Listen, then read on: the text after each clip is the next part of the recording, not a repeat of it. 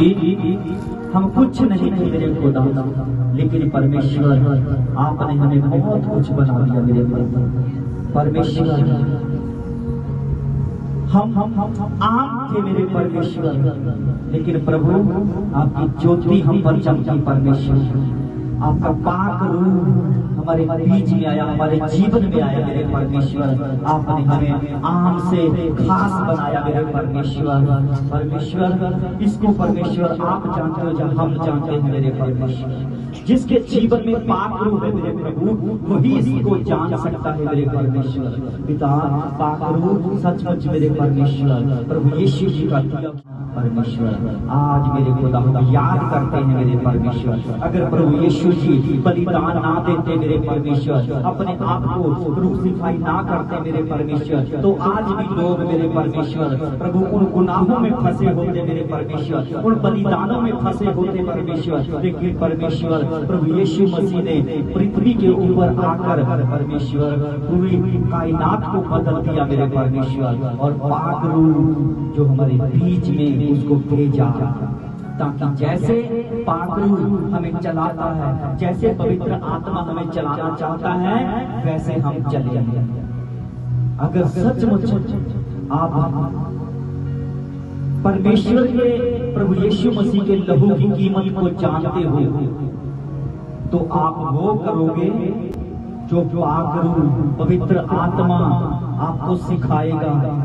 अगर सचमुच आपने जान लिया कि प्रभु यीशु मसीह ने जो लहू बहाया वो मेरे लिए, मेरे परिवार के लिए, मेरी खुशियों के लिए, मेरे दुखों के लिए, अगर इस बात को आप जान गए तो याद रखना पाक रूह आपके जीवन में कार्य को करेगा, पवित्र आत्मा आपके जीवन में कार्य को करेगा।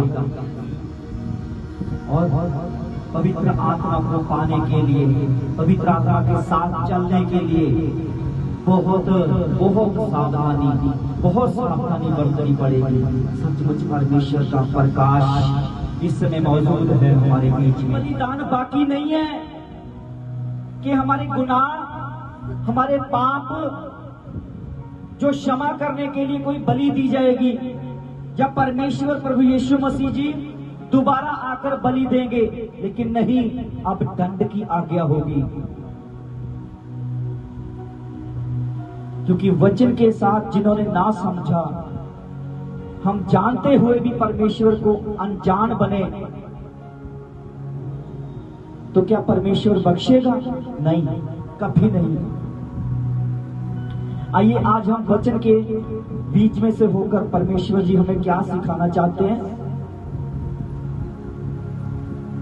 Thank you Lord Jesus name. की पत्री खोलेंगे हम लोग, उसका 6 नंबर अध्याय, 35 नंबर वचन में से पढ़ेंगे। परमेश्वर का वचन हमें क्या सिखाता है। Jesus name. यीशु ने उनसे कहा, थैंक यू लॉर्ड। क्या सभी तैयार हैं परमेश्वर के वचन को ग्रहण करने के लिए? सभी जन बोलो, परमेश्वर हम पर नहीं तो उनका चढ़ाना बंद क्यों ना हो जाता। क्या समझे? अगर उस बलि को चढ़ाने के लिए सिद्ध हो जाता मनुष्य बलि चढ़ा के, तो क्या वो बलि बार बार चढ़ानी बंद ना हो जाती? क्यों बार बार चढ़ानी पड़ती है? क्योंकि सिद्धता नहीं है, परफेक्ट नहीं है, वो सदा का छुटकारा नहीं है। सदा का छुटकारा देने के लिए परमेश्वर ने, प्रभु यीशु मसीह ने अपना लहू बहाया, ताकि मनुष्य जाति को सदा का छुटकारा मिल सके। तो यहां पर लिखा है कि वो उनका चढ़ाना क्या हो जाता? बंद हो जाता, अगर वो सदा का छुटकारा दे देते। हाँ जी, आगे। इसलिए जब सेवा करने वाले एक ही बार शुद्ध हो जाते, तो फिर उनका विवेक उन्हें पापी ना ठहराता। हाँ जी। परंतु उनके द्वारा प्रति वर्ष पापों का स्मरण हुआ करता है। क्या समझे? प्रति वर्ष, हर साल पापों का क्या किया जाता है? स्मरण, याद किया जाता है। और क्या करा जाता है? बलियां चढ़ाई जाती हैं हर साल, हर साल। लेकिन परमेश्वर का धन्यवाद हो कि परमेश्वर ने हमें इन झंझटों से निकालकर सदा का छुटकारा दे दिया, ताकि हम जान चुके हैं कि सिद्धता, जो सिद्धता है वो प्रभु यीशु मसीह के लहू के द्वारा ही है, क्योंकि उसके बिना हम परफेक्ट नहीं हो सकते, हम सिद्ध नहीं बन सकते।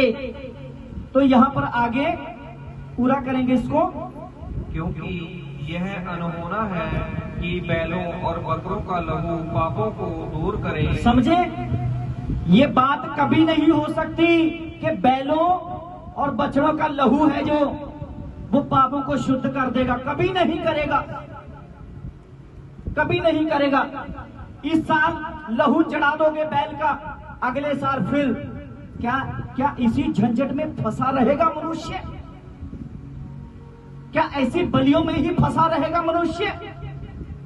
इसीलिए